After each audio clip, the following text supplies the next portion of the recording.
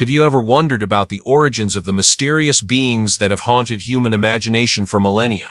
Beneath the surface of our modern world lies a hidden tapestry of ancient folklore, woven with the stories of goblins lurking in shadows, fairies dancing in moonlit groves, elves weaving magic in forgotten forests, and spirits crossing the veil between worlds. Tonight, we embark on a journey into the deepest corners of human mythology, where truth and legend intertwine like ancient roots.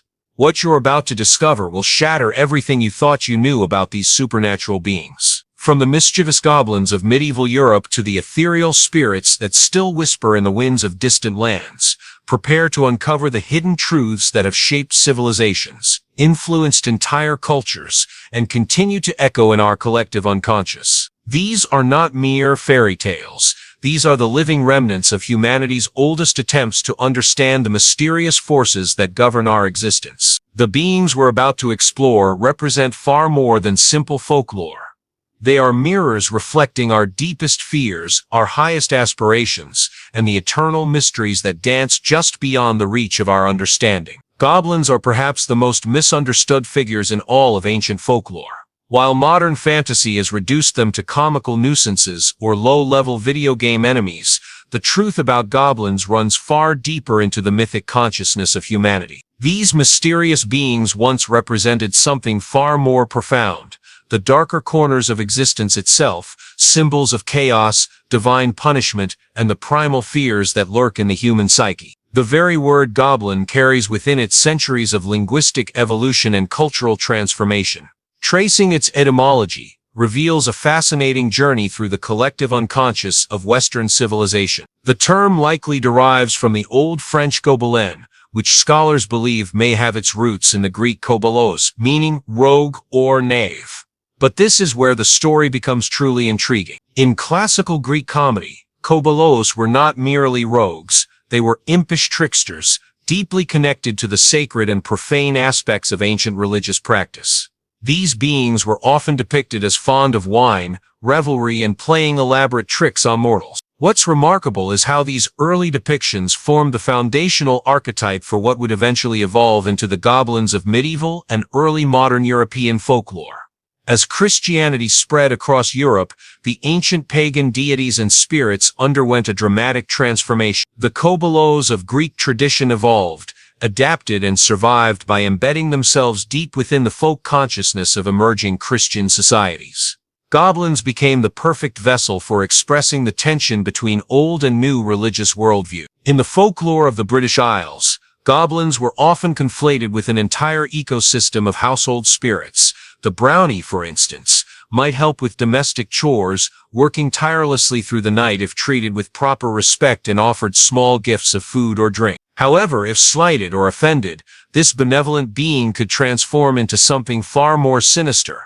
A boggart, a dangerous and malicious goblin that would spoil food, frighten livestock, and terrorize children in their beds. This duality, the potential for both help and harm, represents one of the most crucial aspects of goblin folklore. These beings were never simple antagonists. They were complex entities that reflected the unpredictable nature of existence itself. They embodied the ancient understanding that the world contains forces that can bless or curse, protect or destroy, often based on factors as seemingly trivial as proper etiquette or adequate respect. Germanic folklore presents us with one of the most sophisticated developments in goblin mythology: the kobold. These house and mind spirits reveal the deep psychological and social functions that goblin beliefs served in pre-industrial society. A kobold might guide miners to rich veins of precious ore, protect a household from misfortune, or ensure the success of domestic enterprises, but only if treated with scrupulous respect and proper ritual acknowledgement. The mining kobold in particular reflects the inherent danger and superstition tied to underground work, where darkness, uncertainty, and death were constant companions. In the depths of Germanic mines, where cave-ins, toxic gases, and getting lost in labyrinthine tunnels were ever-present threats, the kobold served as both explanation and protection. When miners struck it rich, the kobold had blessed their effort. When disaster struck, the kobold had been offended or neglected. This wasn't mere superstition, It was a sophisticated psychological system for coping with the uncontrollable aspects of dangerous work. The kobold gave agency and meaning to random events, transforming chaos into a comprehensible narrative where human actions had consequences and where proper behavior could influence outcomes. In the harsh landscapes of Scandinavia, creatures such as the Nisse in Denmark and Norway, or the Tomte in Sweden, occupied a similar archetypal niche to goblins, though they were never called by that name. These small, bearded beings who lived near homes and barns represent one of the most enduring and well-documented traditions of goblin-like folklore in European culture. The Nisse and Tomte were described as no taller than children, often wearing traditional Scandinavian clothing in red or gray, with long white beards and pointed caps. They demanded respect through proper offerings, a bowl of porridge with butter at Christmas, clean living spaces, and acknowledgement of their presence and importance to the household's well-being. What makes the Scandinavian tradition particularly fascinating is how it persisted well into the modern era. Even as late as the 19th and early 20th centuries, rural Scandinavian families maintained traditions of leaving food for the Nisse or Tomte, and stories of their activities, both helpful and vengeful, continued to be told as lived experiences rather than mere folklore. Although the term goblin is distinctly Western, the archetypal energy it represents appears in virtually every culture on Earth. This universality suggests that goblin-like beings fulfill fundamental psychological and social functions that trans specific cultural contexts. In Japanese folklore, the oni, large, horned ogres with colorful skin and fearsome faces, share many temperamental qualities with European goblins. These beings disrupt social order, test human courage and virtue, and serve as both antagonists and occasionally unlikely allies. The Tengo, bird-like mountain spirits, also embody the mischievous and sometimes malevolent nature that characterizes goblin folklore world. Korean folklore presents us with the dobi or doka dibi, beings that are remarkably similar to European goblins, but possess distinctly Korean cultural characteristics. These creatures often wield supernatural clubs that can summon objects, create illusions, or cause beneficial or harmful chaos. Importantly, doka dibi frequently target the greedy, proud, or morally corrupt, serving as supernatural enforcers of ethical behavior. The existence of such similar beings across cultures that had no historical contact points to what Carl Jung would call archetypal patterns in the collective unconscious. Goblins, it seems, represent something fundamental about the human experience, our relationship with the unpredictable, the hidden, and the morally ambiguous aspects of existence. African folklore provides some of the most compelling examples of goblin-like beings that continue to play active roles in contemporary belief systems. The Tokoloshi in southern African traditions is a creature that bears striking similarities to European goblins, but carries distinct cultural significance within African cosmology. Described as a dwarf-like creature with a mischievous or malevolent disposition, the Tokoloshi is believed to be used in witchcraft practices, sent to torment enemies or exact revenge. What's particularly fascinating is that these beliefs are not merely historical curiosities, they remain vibrant and active in many African communities today, influencing daily life and social relationships. The Tokoloshi is typically invisible to adults unless specific protective rituals are performed, but children are said to be more susceptible to seeing and being affected by these beings. This aspect of the folklore serves multiple social functions.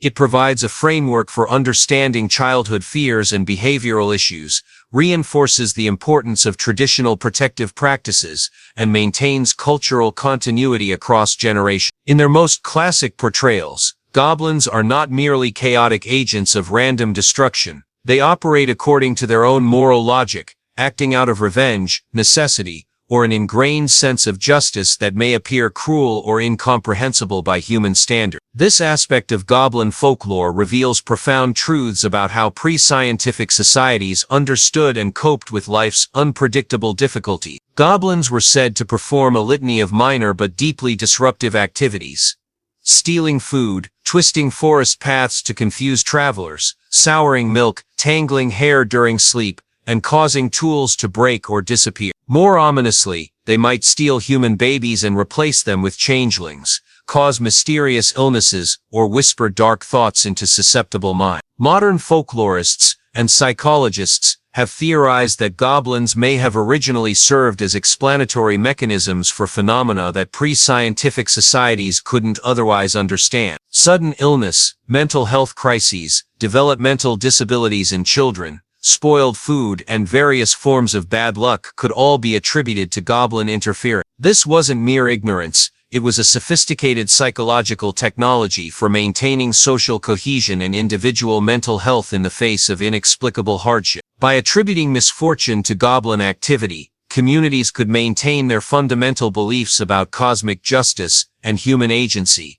while providing frameworks for both understanding and potentially addressing their difficulties. Goblin folklore didn't merely identify problems, it provided comprehensive survival strategies. Across cultures, people developed elaborate systems of protection, appeasement, and negotiation with these supernatural beings. These practices reveal the practical wisdom embedded within folkloric traditions.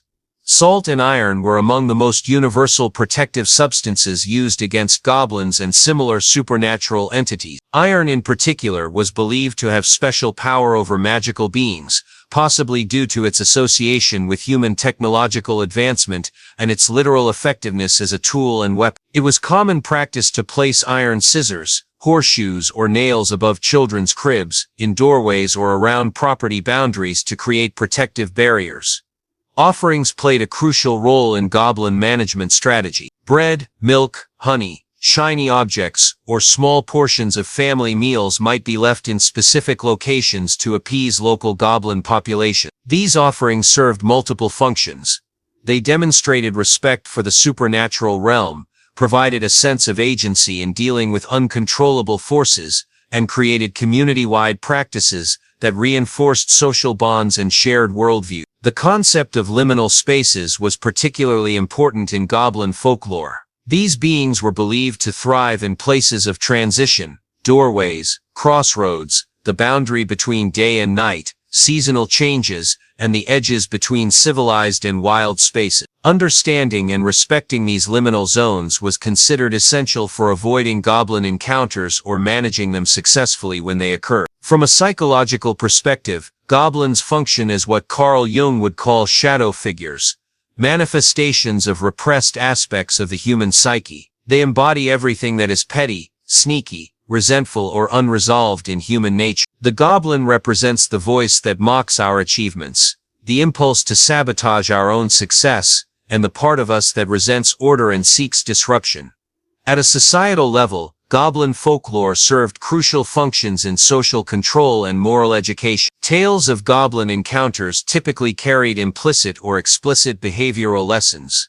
Children should obey their elders, respect traditional boundaries, avoid dangerous places, and maintain proper relationships with both the human and supernatural community. For adults, goblin stories functioned as metaphorical frameworks for understanding real dangers that existed beyond the immediate perception. Thieves, wild animals, natural disasters, mental instability, or social disruption. Yet they also represented a kind of psychological freedom, the wild, untamed aspect of existence that cannot be fully controlled or domesticated. The journey of goblins through modern literature and media reveals fascinating patterns of cultural adaptation and transformation. J.R.R. Tolkien's goblins, later rebranded as orcs in his legendary works, represented militarized enemies stripped of the complex moral ambiguity that characterized traditional folklore. These became pure antagonists in epic narratives of good versus evil. The Harry Potter series presented goblins as skilled bankers with their own complex society, customs, and grievances against wizarding culture. This portrayal restored some of the moral complexity that had been lost in many modern fantasy interpretations, while adapting goblin folklore for contemporary audiences. Video games have perhaps done more to shape modern goblin imagery than any other medium,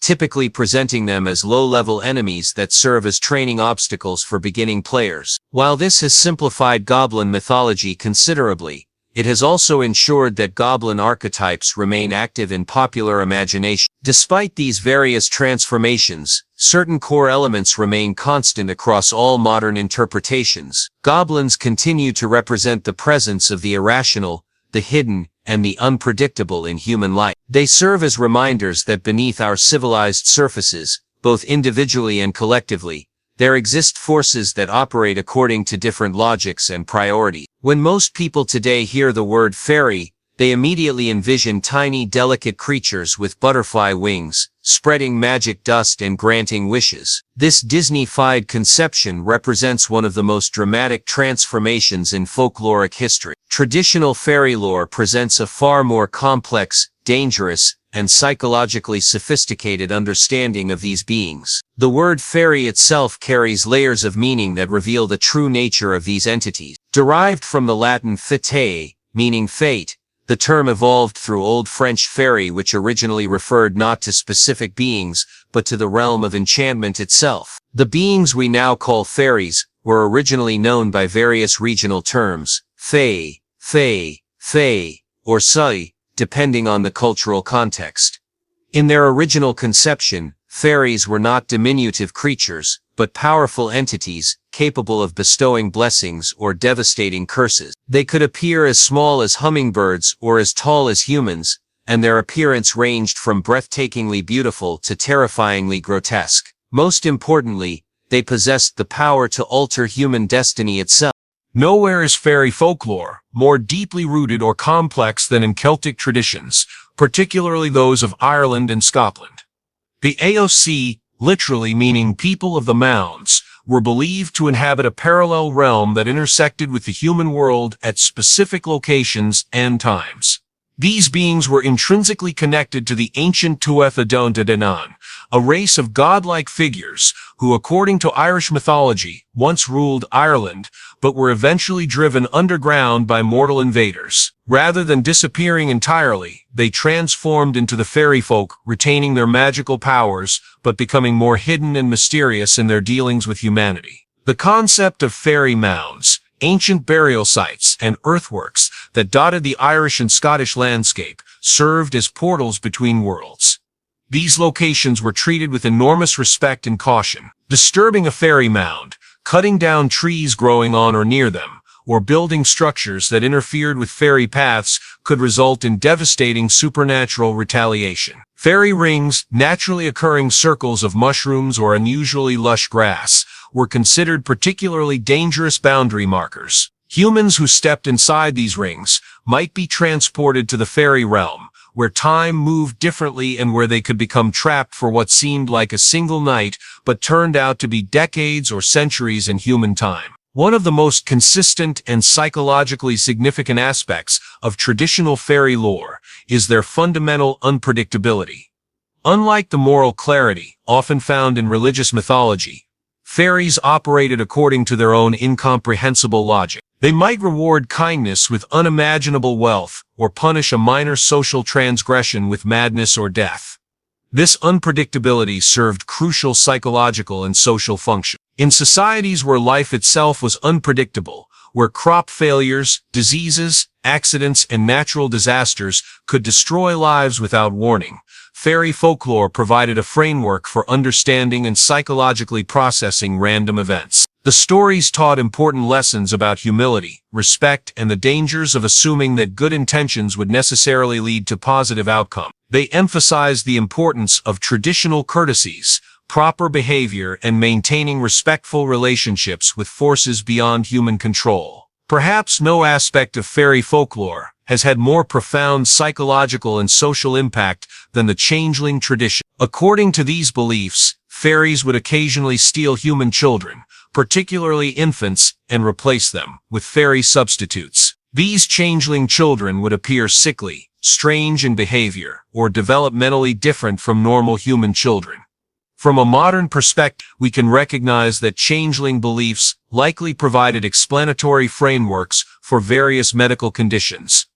Autism spectrum disorders, developmental disabilities, failure to thrive syndrome, and other conditions that medieval societies couldn't understand scientifically. However, the social consequences of these beliefs were often tragic.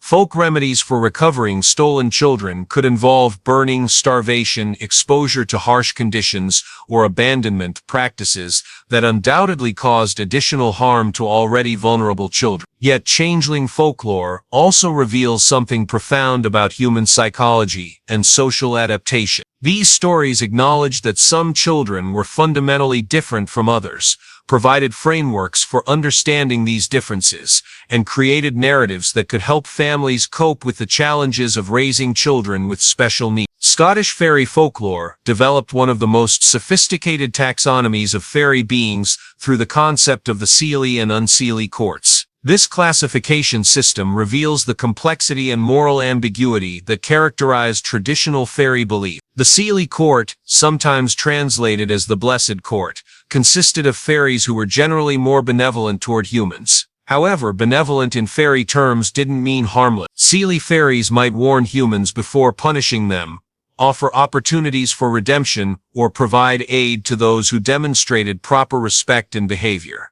The Unseelie court, by contrast, was actively malevolent. These fairies needed no provocation to cause harm and took pleasure in human suffering. They were associated with winter, darkness, and death, and encountering them was considered extremely dangerous under any circumstances. This dualistic system provided frameworks for understanding the moral complexity of existence itself. Not all supernatural forces were inherently good or evil. Some were simply alien in their motivations and methods. The key to survival lay not in assuming benevolence or malevolence, but in understanding the rules and customs that governed supernatural interactions. Traditional fairy folklore also distinguished between social and solitary supernatural beings. Trooping fairies traveled in groups, often in elaborate processions, across the landscape. These gatherings were simultaneously beautiful and dangerous. Humans who encountered fairy processions might be swept up in them, transported to other realms, or granted magical gifts or curses. Solitary fairies operated independently and often had more specific roles and characteristics. The leprechaun of Irish folklore, for example, was a solitary shoemaker who hoarded gold and could grant wishes to humans clever enough to capture him. The banshee served as a herald of death, wailing to announce the impending demise of members of certain Irish families. The puka could shapeshift, and was known for both helpful and harmful activity. These different categories of fairy beings provided explanatory frameworks for different types of supernatural experiences and social situations. Group encounters with the supernatural might require different strategies and precautions than individual encounters, and different types of beings might respond to different approaches. While the term fairy is distinctly European, remarkably similar beings appear in folkloric traditions worldwide. These cross-cultural parallels suggest that fairy-like entities fulfill fundamental psychological and social functions that transcend specific cultural context. Slavic folklore includes the Ruzaka, water spirits often depicted as beautiful women who drowned and became supernatural beings. These entities could be benevolent, helping fishermen and sailors, or malevolent, luring men to watery death. Like European fairies, Ruzaka were unpredictable and required careful ritual management.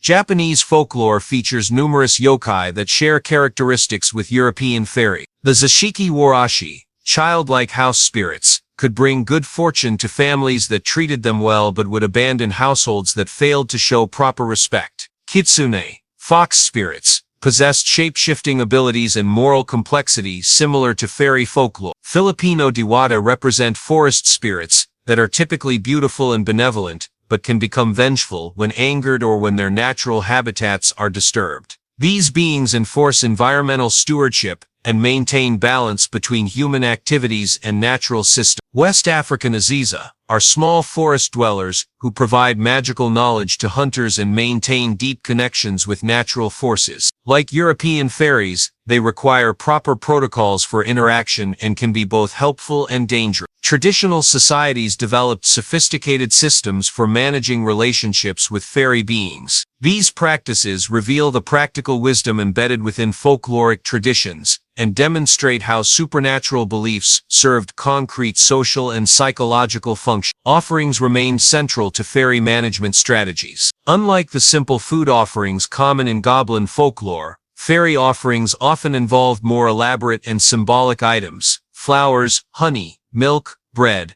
beautiful objects, or artistic creation. These offerings acknowledged the aesthetic sophistication attributed to fairy beings and demonstrated human respect for their cultural values. Iron's protective properties against fairies were universally recognized in European traditions, but fairy protection also involved more subtle strategy. Bells could disrupt fairy enchantments, running water provided barriers that fairies couldn't cross, and certain plants, particularly rowan, ash, and elder trees, offered protection when properly utilized. Red thread, salt circles, religious symbols, and protective charms created physical and spiritual boundaries that helped maintain safe separation between human and fairy realms. These practices provided individuals and communities with concrete actions they could take to maintain some sense of control over supernatural forces. Fairy folklore placed enormous emphasis on specific times when the boundaries between worlds became permeable. Samhain, Halloween, Beltane, May Day, Midsummer's Eve, and other seasonal transition points were considered particularly dangerous and potentially rewarding times for supernatural encounters. During these liminal periods, fairies were believed to be more active and more accessible to human interaction. Proper preparation and behavior during these times could result in magical blessings, prophetic visions, or supernatural. However, careless or disrespectful behavior could lead to curses, abduction, or worse fates. These temporal frameworks served multiple social functions. They created community-wide events that reinforced cultural bonds, provided structured times for addressing supernatural concerns, and created psychological preparation for seasonal changes and their associated challenges. From a depth psychological perspective, fairies represent the autonomous complexes of the unconscious mind, aspects of psyche that operate according to their own logic and cannot be directly controlled by conscious will. They embody the creative, destructive, and transformative forces that emerge from psychological depths. Fairy encounters in folklore often involved fundamental transformations of consciousness or life circumstances. Those who successfully navigated fairy interactions might gain wisdom, artistic inspiration, prophetic abilities, or material wealth. Those who failed might lose their sanity, their humanity, or their connection to ordinary reality. These transformative aspects of fairy folklore provided frameworks for understanding and processing profound psychological changes, artistic inspiration, spiritual awakening, mental illness, personality development, and life transition. Fairy stories offered maps for navigating the dangerous but potentially rewarding territories of unconscious experience. The Victorian era marked a turning point in fairy folklore, as these powerful and dangerous beings were gradually transformed into the diminutive, harmless creatures familiar in contemporary popular culture. This transformation reflected broader cultural changes, urbanization, scientific rationalism, and the desire to create safe supernatural content suitable for children.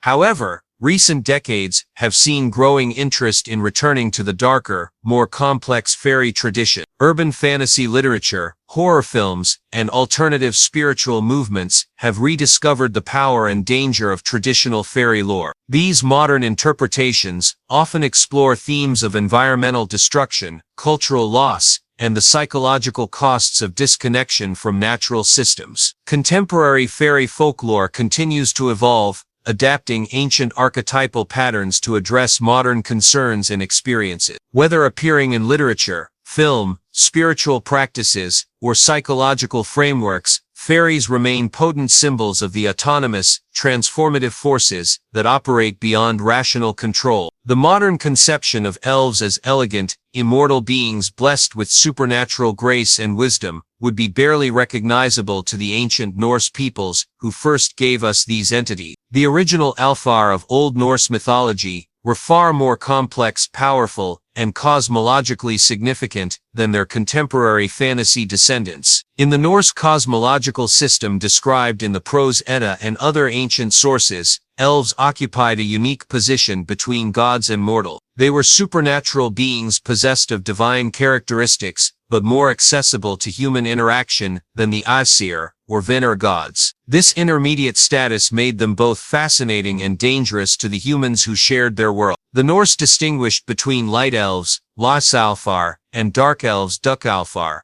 Though this distinction was more complex than simple moral category, light elves were associated with Alfheim, one of the 9 worlds of Norse cosmology, described as a realm of extraordinary beauty and radiance. These beings were aligned with positive forces, fertility, artistic inspiration, healing, and divine blessing. Dark elves, by contrast, were more mysterious and potentially dangerous. They were often conflated with dwarves in later sources, suggesting underground dwellings and connections to earth, metals, and craftsmanship. Some scholars argue that dark elves may have represented chthonic forces, spirits of the dead, or underworld powers that required careful ritual management. One of the most significant aspects of early elvish folklore was their connection to ancestral spirits and death rites. In Anglo-Saxon England and other Germanic societies, elves were often considered to be elevated spirits of the deceased, particularly those who had lived lives of exceptional virtue, wisdom, or cultural significance. This connection appears in various Old English medical texts and charms, where elfshot, or elf sickness, represented mysterious illnesses, believed to be caused by supernatural interference. These conditions required both medical and spiritual treatment,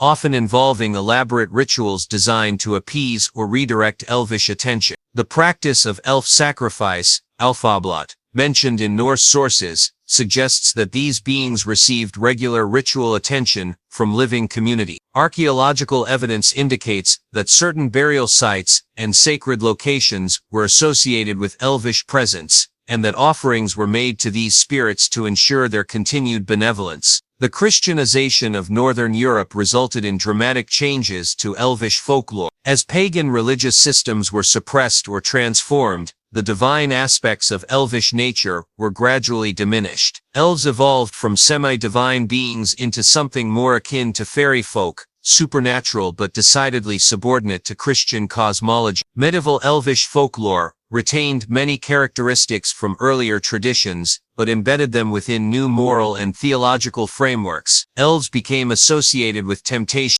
illusion, and spiritual danger.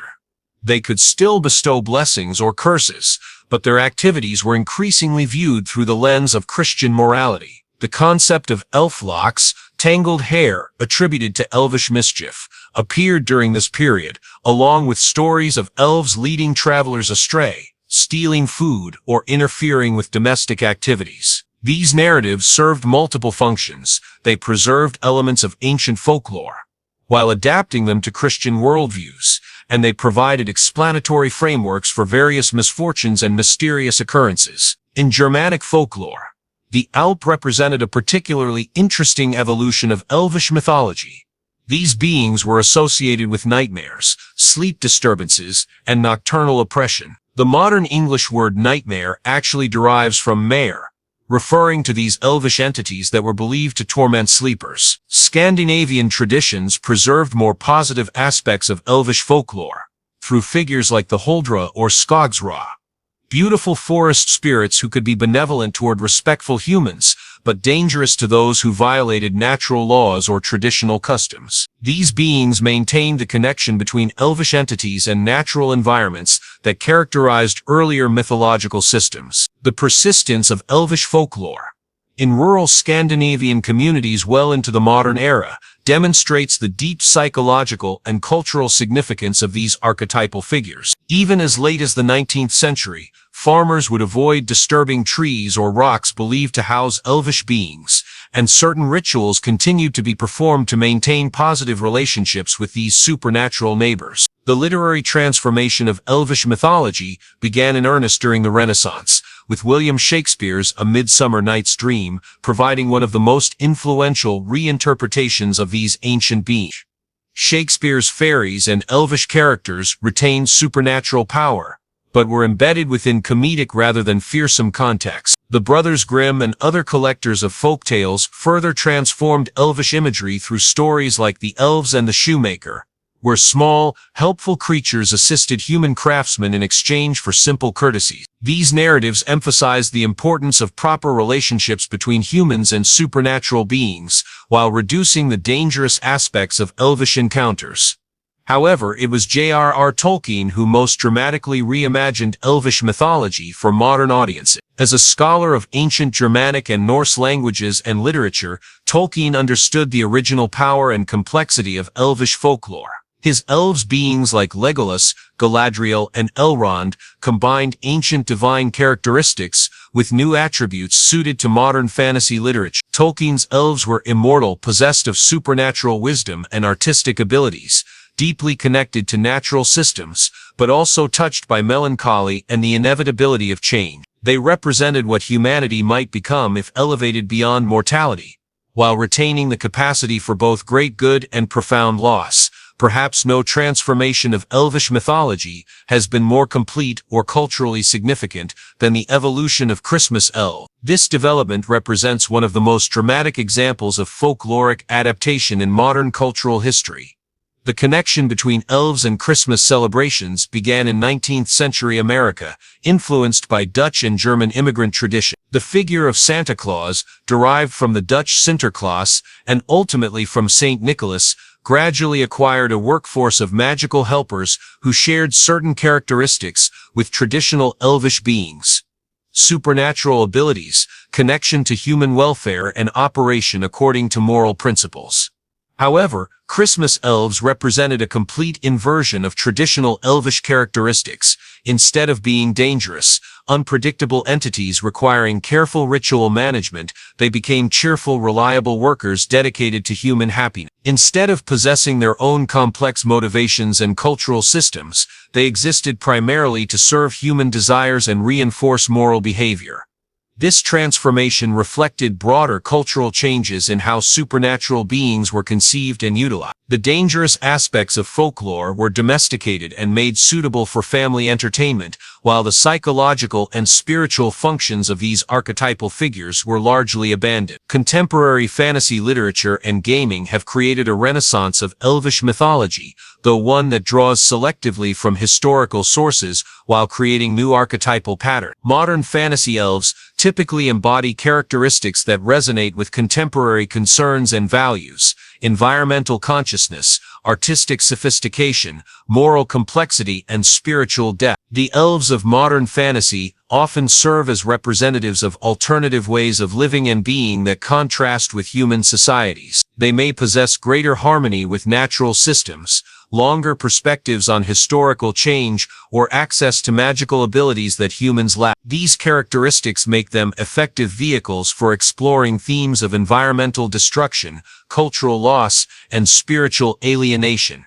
Video games and role-playing systems have perhaps done more than any other medium to establish contemporary elvish archetypes. The Elves of Dungeons & Dragons, World of Warcraft, and similar franchises have created standardized templates that influence how millions of people conceptualize these beings. From a Jungian perspective, elves represent what might be called the transcendent function of the psyche, the capacity for consciousness to evolve beyond its current limitations while maintaining connection to its essential nature. They embody humanity's aspirations toward greater wisdom, beauty, and spiritual development. The consistent association of elves with artistic inspiration suggests their role as mediators between conscious awareness and creative unconscious process. Traditional beliefs about elvish influence on poetry, music, and craftsmanship may reflect genuine psychological phenomena related to inspiration, flow states, and artistic creation. The melancholy often attributed to elves in both traditional folklore and modern fantasy may represent the psychological cost of expanded consciousness and spiritual development. Greater awareness brings not only enhanced capabilities but also deeper understanding of loss, impermanence, and the complex moral dimensions of existence. Modern spiritual movements have rediscovered and reinterpreted elvish mythology for contemporary purposes. Neo-pagan traditions, Wiccan practices, and various forms of nature spirituality often incorporate elvish entities as representatives of natural forces, seasonal cycles, and ecological wisdom. These contemporary interpretations typically emphasize the environmental and spiritual aspects of Elvish folklore, while de-emphasizing the more dangerous or morally ambiguous characteristics found in traditional sources. Modern practitioners often seek to establish personal relationships with Elvish beings through meditation, ritual work, and environmental activism. The popularity of Elvish imagery in contemporary spiritual contexts suggests that these archetypal figures continue to fulfill important psychological and cultural functions. They provide models for alternative relationships with natural systems, frameworks for understanding spiritual development, and symbols for values that may be missing from mainstream cultural narrative. Across every culture and throughout all of recorded history, human beings have maintained beliefs in spiritual entities that exist beyond the boundaries of physical reality. These beliefs represent perhaps the most universal aspect of human religious and folkloric experience, suggesting that spirit perception fulfills fundamental psychological, social, and existential needs that transcend specific cultural context. The concept of spirits emerges from humanity's earliest attempts to understand consciousness, death, and the apparent animation of the natural world, long before sophisticated theological systems developed.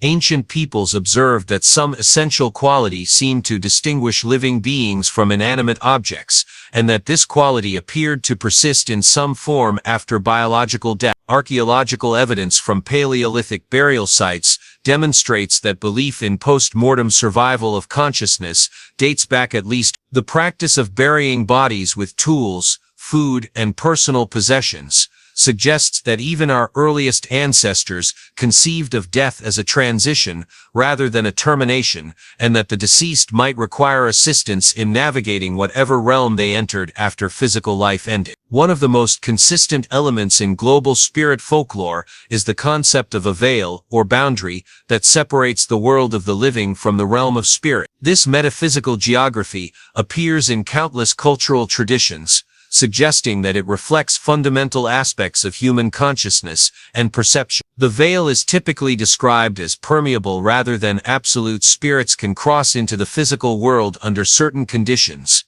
and living humans may occasionally perceive or enter spiritual dimension. This permeability varies according to temporal, spatial, and personal factors that different cultures have mapped with remarkable consistency. Temporal variations in veil permeability create what might be called liminal times, periods when spiritual activity increases and supernatural encounters become more likely. The Celtic festival of Samhain, modern Halloween, represents perhaps the most famous example of such temporal liminality, but similar concepts appear globally.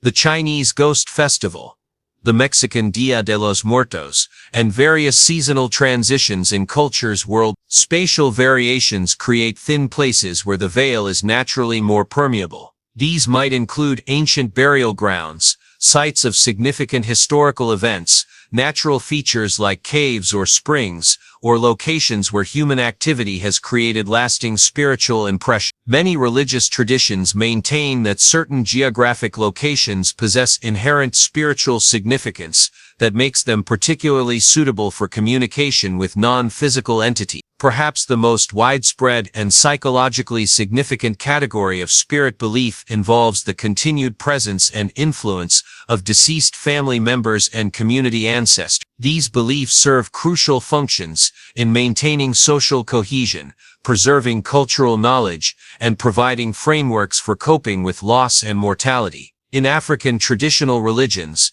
ancestor veneration forms the cornerstone of spiritual practice. The deceased are not considered to have departed entirely, but rather to have joined an expanded community that includes both living and dead members. Ancestors provide guidance, protection, and blessings to their descendants, but they also require ongoing attention, respect, and ritual care. Family altars, regular offerings of food and drink, and ceremonies that honor ancestral memory create ongoing relationships between living and dead community members. These practices serve multiple functions. They preserve family history and cultural traditions, provide comfort and guidance during difficult decisions, and maintain social structures that extend beyond individual lifespan. Chinese ancestor veneration traditions demonstrate similar principles through festivals like Qingming, where families visit graves, clean burial sites and make offerings to deceased relatives. The belief that neglecting ancestral duties can result in misfortune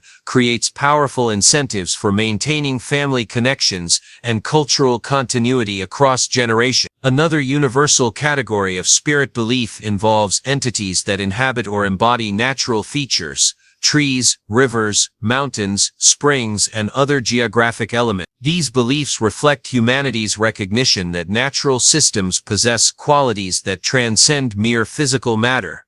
They seem to possess personality, agency, and the capacity for relationship with human beings. Slavic folklore includes an extensive taxonomy of nature spirits. The Leshy guards forests, the Rusalka inhabits rivers and lakes, the Domovoi protects homes, and various other entities maintain different aspects of the natural and domestic environment. These beings require respect and proper ritual acknowledgement, but they can provide protection, guidance, and practical assistance to humans who maintain appropriate relationships with them. Japanese Shinto traditions recognize kami, spiritual essences that inhabit all aspects of the natural world. Unlike Western concepts of spirits as separate entities, kami represent the inherent spiritual dimension of physical reality itself. Mountains, trees, rivers, and even rocks possess kami that can be honored, consulted, and enlisted as allies in human endeavors. Native American traditions across North and South America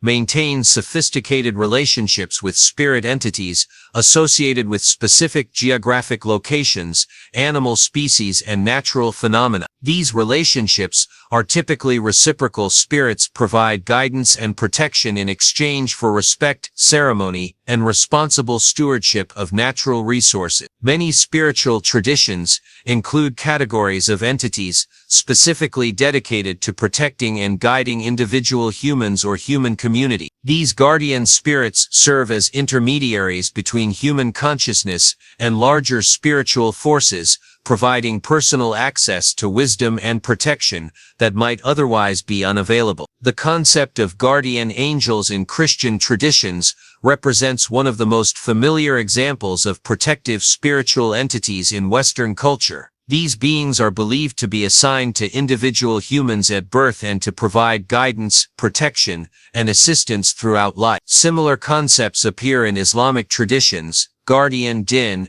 and various other monotheistic systems. Shamanic traditions worldwide typically involve relationships with guardian spirits that provide shamans with their healing and divinatory ability. These spirits may take the form of power animals, ancestral figures, or other supernatural entities that grant access to non-ordinary reality and its associated knowledge and capability. Personal spirit guides, as conceived in various New Age and neo-spiritual movements, represent contemporary adaptations of ancient guardian spirit concepts. These beings are typically understood as wise, benevolent entities that provide ongoing guidance and support for individual spiritual development and life navigation. Not all spirit folklore involves benevolent or neutral entities. Many traditions include categories of spirits that are actively harmful or dangerous to human beings. These malevolent spirits serve important psychological functions by providing frameworks for understanding and coping with negative experiences and destructive forces. Restless spirits, the dead who cannot or will not move on to whatever realm awaits them, appear in virtually every cultural tradition. These entities may be bound to specific locations by unfinished business, traumatic deaths, or improper burial practices.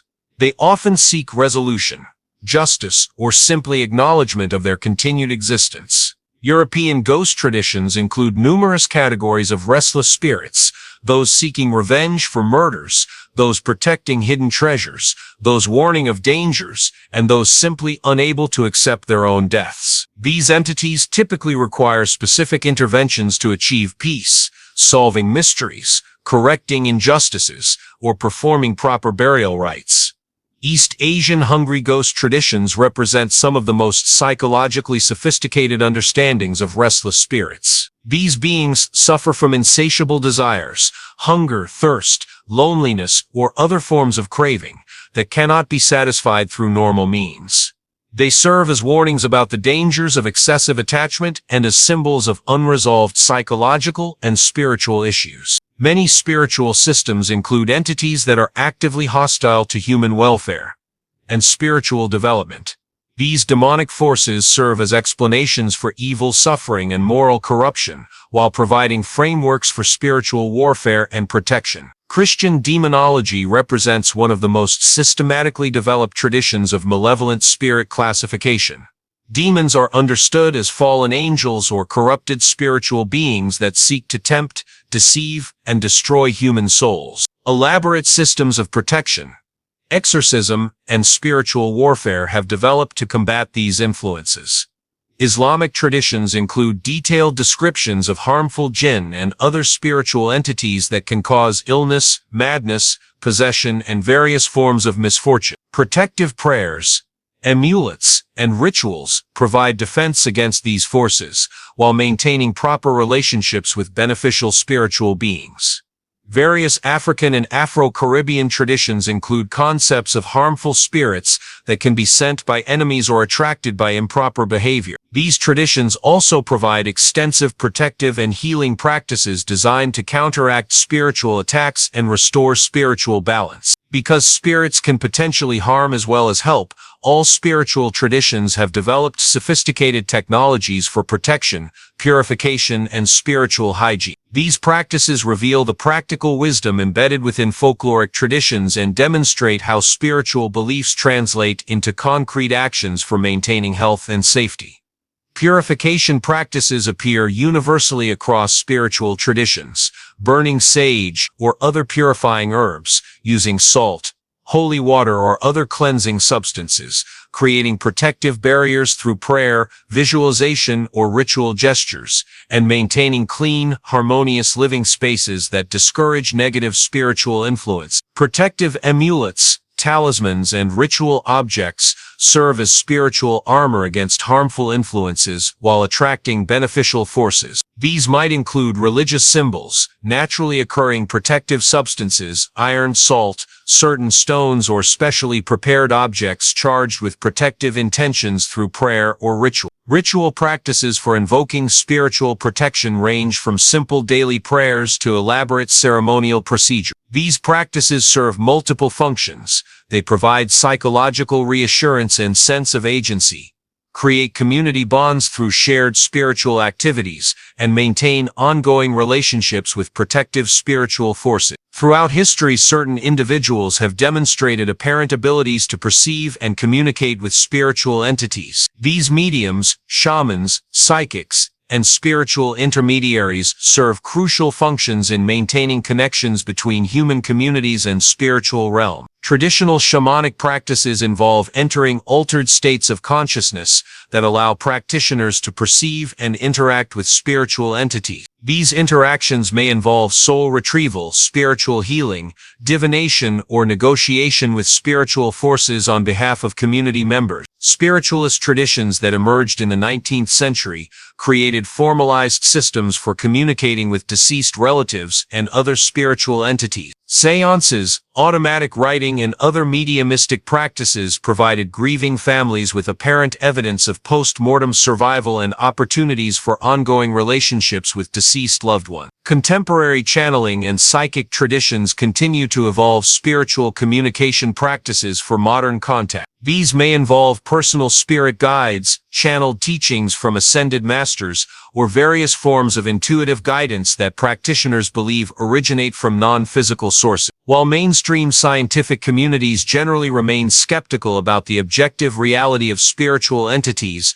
research in psychology, neuroscience, and consciousness studies has revealed important insights about the functions and mechanisms of spirit beliefs and experience. Psychological research has identified various mental processes that may contribute to spirit experiences, pattern recognition systems that detect agency and ambiguous stimuli, temporal lobe activity that can create sensing of presence, grief reactions that maintain emotional connections with deceased individuals, and dissociative states that can create experiences of communication with non-ordinary entities. However, The universality and consistency of spirit beliefs across cultures suggests that these experiences fulfill important psychological and social functions regardless of their objective reality. Spirit beliefs provide frameworks for meaning-making, social cohesion, moral guidance, and coping with existential challenges that face all human beings. Contemporary spiritual movements continue to adapt ancient spirit beliefs for modern contexts,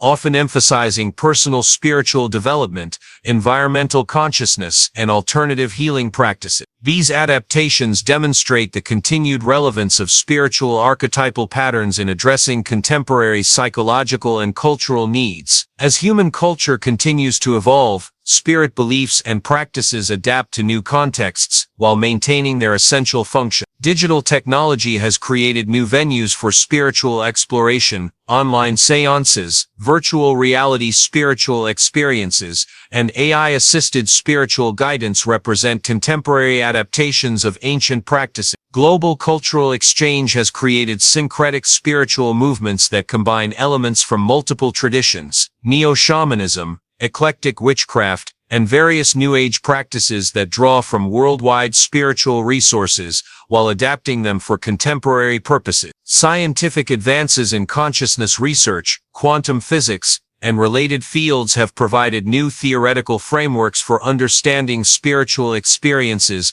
and their potential mechanisms. While maintaining scientific rigor, some researchers explore possibilities that spirit experiences might reflect genuine phenomena not yet fully understood by current scientific paradigm. The most remarkable aspect of studying supernatural folklore across cultures is discovering how similar beings and themes appear in societies that had no historical contact with each other. This phenomenon suggests that certain archetypal patterns exist within human consciousness itself, universal templates that different cultures express through their unique symbolic languages and cultural context. Carl Jung's concept of the collective unconscious provides one framework for understanding these cross-cultural similarities. According to Jungian theory, all human beings share certain fundamental psychological structures that manifest in dreams, myths, and folklore. These archetypal patterns represent universal aspects of human experience: birth, death, transformation,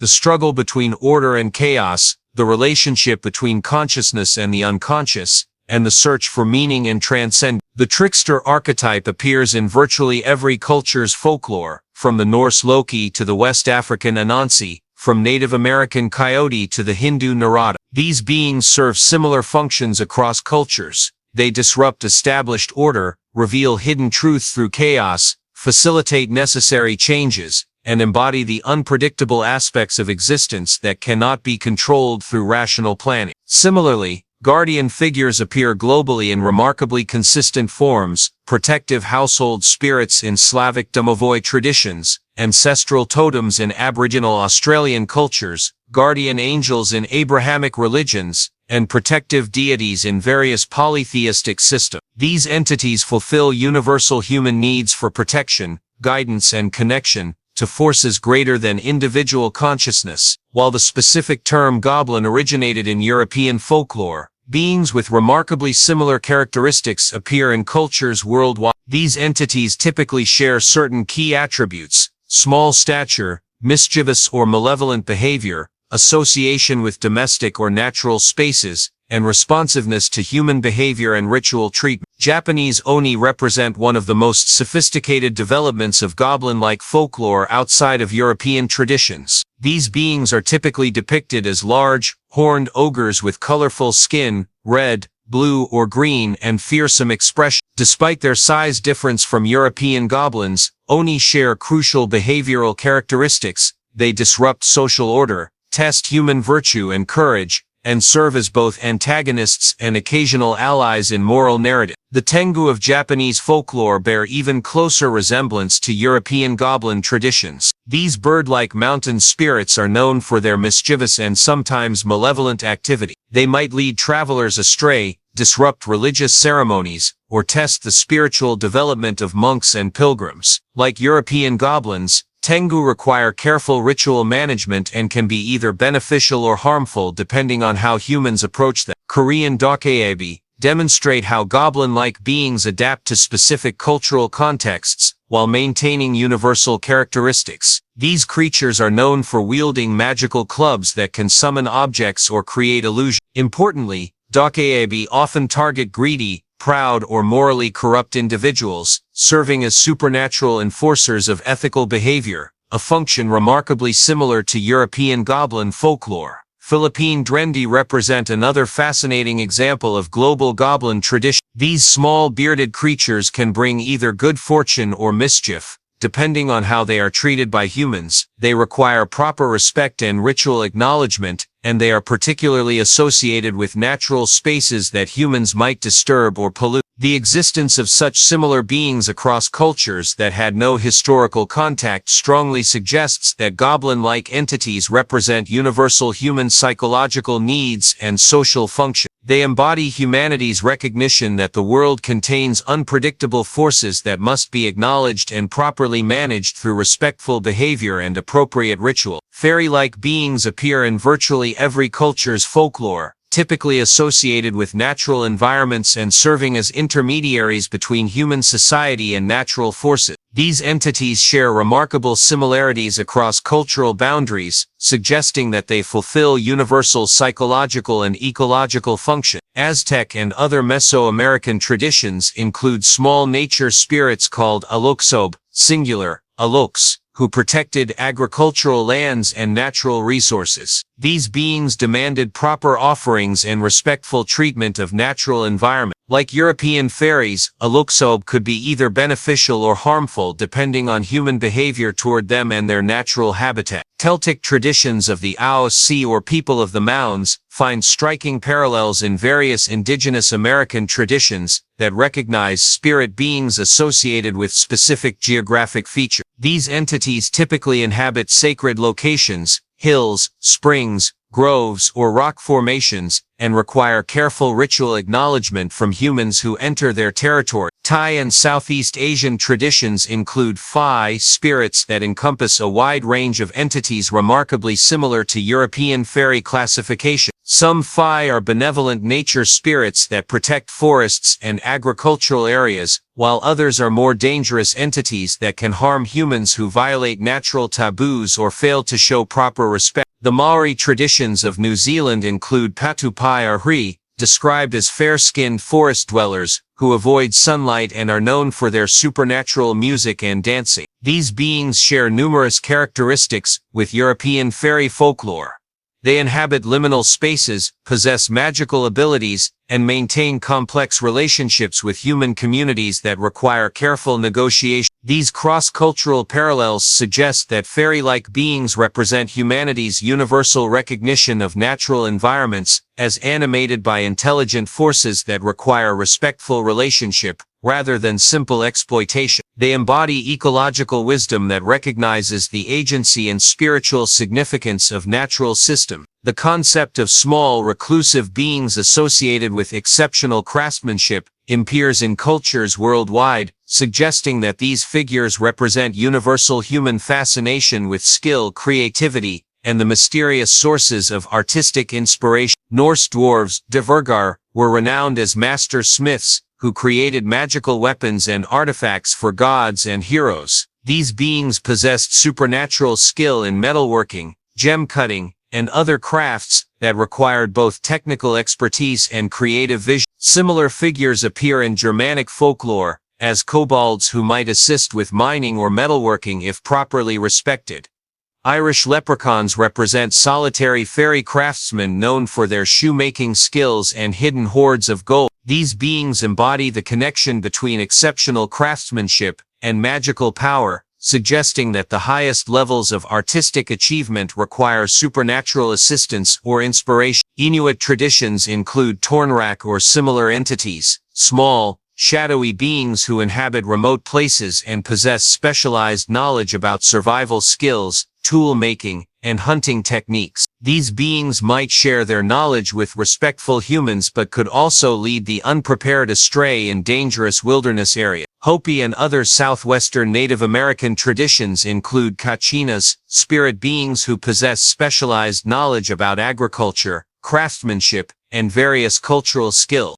While kachinas are typically understood as ancestral spirits rather than separate species, they fulfill similar functions to elvish craftsmen in other traditions by serving as sources of specialized knowledge and skill. The universality of these craftsmen's spirit traditions suggests that they represent humanity's recognition that exceptional skill and creativity involve accessing knowledge or inspiration from sources beyond ordinary consciousness. They embody the mystery of artistic creation and technical mastery, while providing frameworks for understanding and developing extraordinary abilities. The archetype of the giant, powerful, often hostile beings associated with natural forces and primordial times appears in virtually every culture's mythology. These entities typically represent forces that are both fascinating and terrifying: the awesome power of nature, the weight of ancient history, and humanity's relationship with forces that dwarf individual human capacity. Greek mythology's Titans and Cyclopes represent some of the most systematically developed giant traditions in Western literature.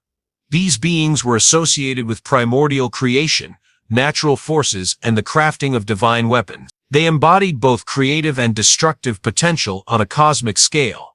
Hindu traditions include various categories of giant beings: Rakshasas, Asuras, and others who possess great power and may be either beneficial or threatening to human welfare. These beings often serve as tests for heroes and spiritual seekers, requiring courage, wisdom, and proper spiritual preparation to encounter safely. Basque folklore includes Jentilak, ancient giants who were said to have built megalithic structures before fleeing when Christianity arrived in the region. These beings represent the mysterious builders of ancient monuments and the displacement of older spiritual traditions by newer religious systems.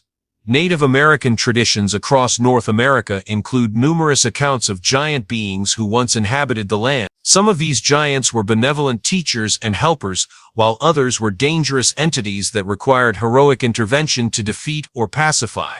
Scandinavian troll traditions represent perhaps the most psychologically sophisticated development of giant folklore. These beings embody the untamed aspects of natural environments while serving as tests of human cleverness, courage, and moral development. They represent forces that can be overcome through wisdom and proper action, but never through brute force alone. Every human culture has developed beliefs about the continuation of consciousness after biological death, and these beliefs show remarkable similarities across cultural boundaries. The spirits of the dead serve universal functions, preserving cultural memory, providing guidance for the living, and offering frameworks for understanding mortality and meaning. Ancient Egyptian concepts of the Ka embody different aspects of the soul that continue after death, find parallels in Chinese concepts of Hun and Po, Tibetan understandings of consciousness transition, and various other sophisticated models of post-mortem survival. These traditions recognize that human consciousness involves multiple components that may have different destinies after death. West African traditions of ancestor veneration find expression in Afro-Caribbean religions like Vodou, Santeria, and others that maintain active relationships with deceased family and community members. These spirits serve as intermediaries between living humans and divine forces, while preserving cultural knowledge and values. Day of the Dead celebrations in Mexico and similar festivals worldwide represent joyful approaches to death that emphasize ongoing relationships between living and dead community members. These traditions demonstrate that death need not be feared as absolute termination, but can be understood as transformation into different forms of existence and relationship. Buddhist and Hindu concepts of rebirth and karma provide frameworks for understanding how actions in life influence post-mortem experiences and future incarnations. These traditions offer sophisticated models for moral development and spiritual evolution that extend across multiple lifetimes. The concept of portals or gateways between ordinary reality and supernatural realms appears in virtually every culture's folklore. These liminal spaces serve as entry points for spiritual experience, while marking the boundaries between different categories of existence. Celtic traditions recognize fairy rings, ancient burial mounds, and certain natural features as doorways to the other world. These locations require careful ritual approach and can be either opportunities for spiritual experience or dangerous traps for the unprepared. Japanese folklore includes numerous traditions about hidden villages, bamboo forests, and mountain paths that lead to supernatural realms. These stories often involve time distortion. What seems like a brief visit to the spirit world turns out to have lasted years or decades in ordinary time. West African traditions recognize crossroads as particularly powerful liminal spaces where spirits gather and where humans can make contact with supernatural forces. These locations are often used for divination, ritual work, and spiritual negotiation. Amazon rainforest cultures recognize certain plants, particularly ayahuasca and related entheogens, as gateways to spiritual dimensions where shamans can communicate with spirit beings and access healing knowledge. These botanical portals require careful preparation and experienced guidance to navigate safely. Native American traditions include various concepts of sacred places, mountains, lakes, caves, or other natural features that serve as entry points to spiritual dimensions. These locations are often associated with vision quests, initiation ceremonies, and other transformative spiritual practices. As human culture becomes increasingly globalized, folkloric traditions are blending and adapting in unprecedented ways. Contemporary spiritual movements often combine elements from multiple traditions, creating syncretic practices that draw from worldwide sources while addressing modern concerns and experiences. Japanese anime and manga have introduced European fairy and goblin imagery to global audiences while adapting these beings through distinctly Japanese cultural lenses. Similarly, Western fantasy literature has incorporated elements from global folkloric traditions, creating hybrid mythologies that speak to contemporary multicultural experiences. Urban legends represent modern adaptations of ancient folkloric patterns, demonstrating how universal archetypal themes continue to evolve and find expression in new contexts. Internet culture has created entirely new categories of folkloric beings, from creepypasta entities to viral urban legends, that fulfill similar psychological functions to traditional supernatural folklore. New Age and neo-pagan movements have created eclectic spiritual practices that combine elements from Celtic, Native American, Hindu, Buddhist, and other traditions. While these synthetic approaches sometimes lack the cultural depth of traditional systems, they demonstrate the continued relevance of folkloric archetypes for contemporary spiritual seeking. As we reach the conclusion of our journey through the hidden realms of ancient folklore, we find ourselves standing at the threshold between the known and the unknowable, between the rational and the mystical, between the world we think we understand and the vast territories of human experience that remain forever mysterious. The beings we have explored, goblins, fairies, elves, and spirits, are far more than mere relics of humanity's superstitious past. They represent living, breathing aspects of human consciousness that continue to shape our understanding of reality, morality, and our place in the cosmos. These entities embody universal truths about human nature, our relationship with the unpredictable, our need for meaning in the face of chaos, our longing for connection with forces greater than ourselves, and our eternal struggle to balance the rational and the mystical aspects of existence. Throughout our exploration, we have discovered that folklore serves as a mirror reflecting the deepest aspects of human consciousness. The supernatural beings that populate our myths and legends are not external entities that we simply encounter.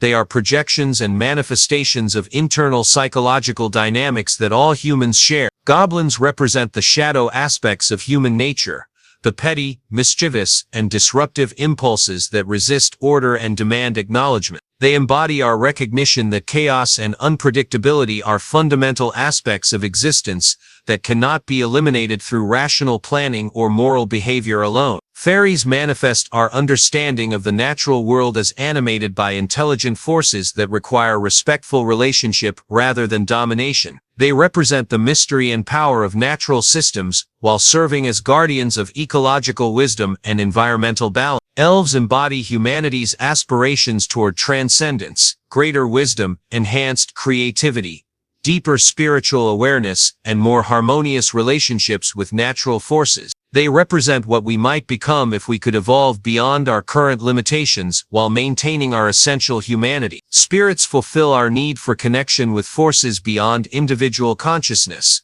Ancestral wisdom, divine guidance, natural intelligence, and the continuing community of all beings both living and dead. They provide frameworks for understanding mortality, meaning, and the spiritual dimensions of existence.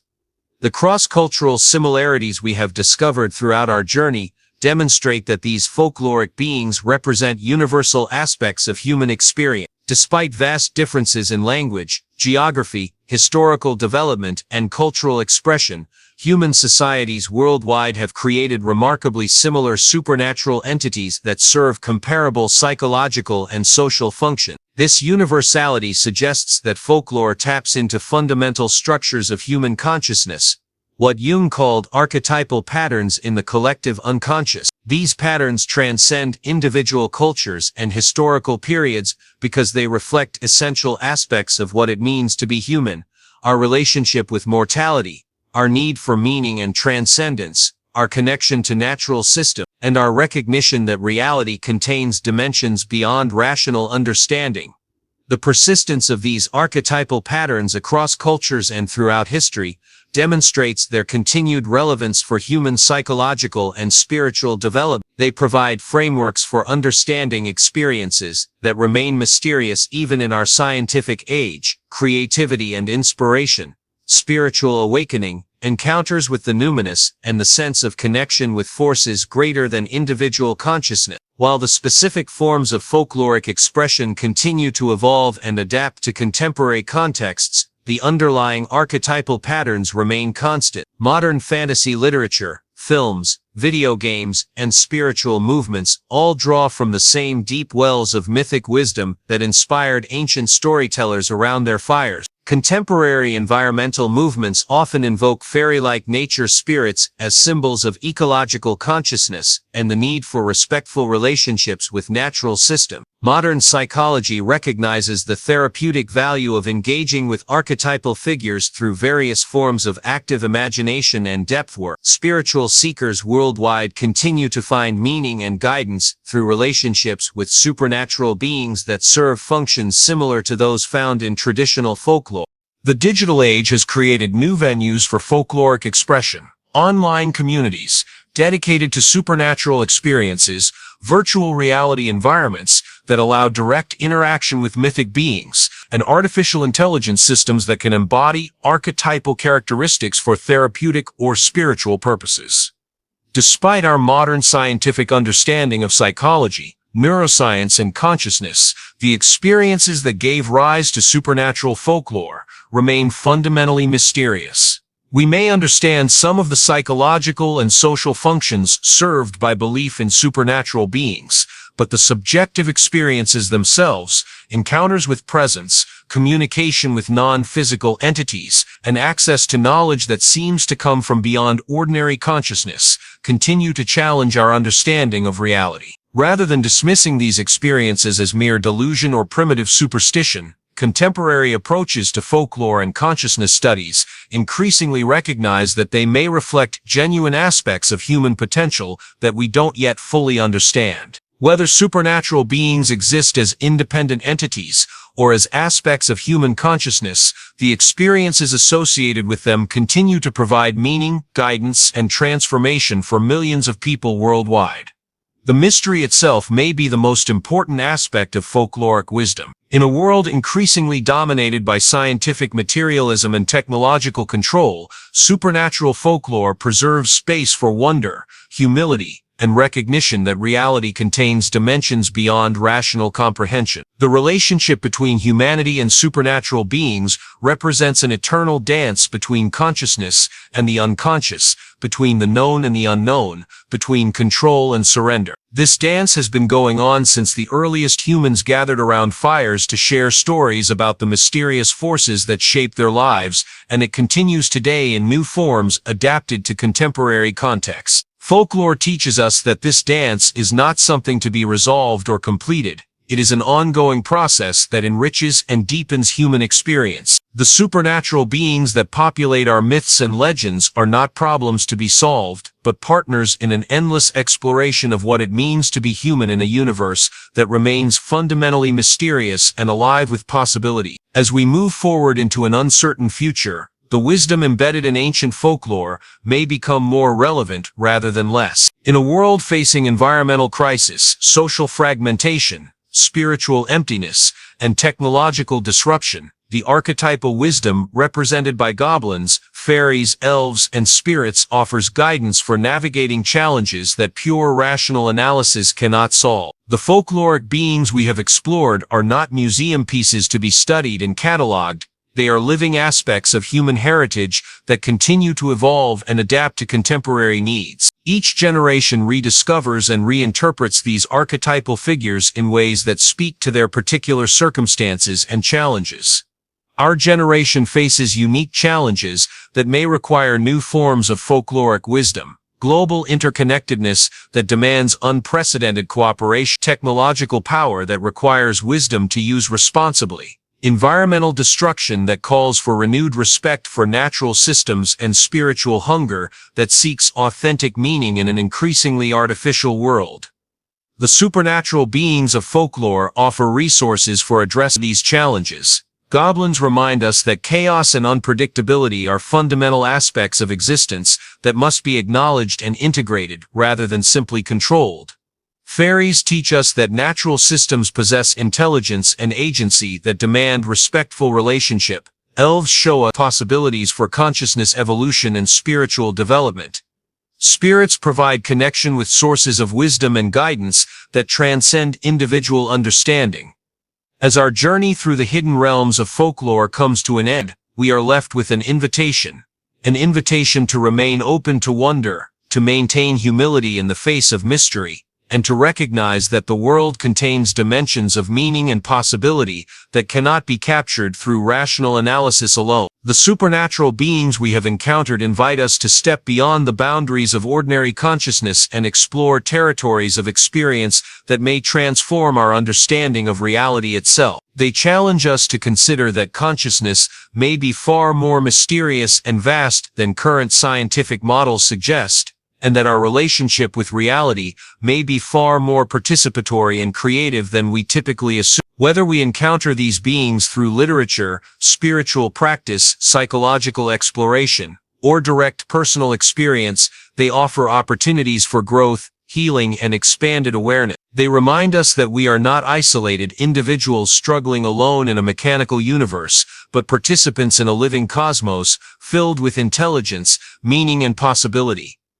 The dance between humanity and the supernatural continues as it has for millennia, inviting each of us to discover our own unique steps while contributing to the eternal choreography of consciousness exploring itself through story, symbol, and direct encounter with the mysterious forces that shape our existence. In the end, the hidden stories of goblins, fairies, elves, and spirits are not separate from our own stories. They are aspects of the grand narrative of consciousness coming to know itself through every possible form and expression. By exploring these archetypal beings, we explore dimensions of our own potential that remain largely undiscovered and undeveloped. The invitation stands before us to step into the mystery, to embrace the unknown, and to allow the wisdom of ancient folklore to guide us toward greater understanding, deeper connection, and more authentic expressions of our essential humanity. The beings of myth and legend await our recognition, our respect, and our willingness to dance with forces that transform and transcend the limitations of ordinary consciousness. The veil between worlds remains thin for those who have eyes to see and hearts open to wonder. The ancient wisdom lives on, adapting to new forms while preserving eternal truths about the mystery and majesty of existence itself.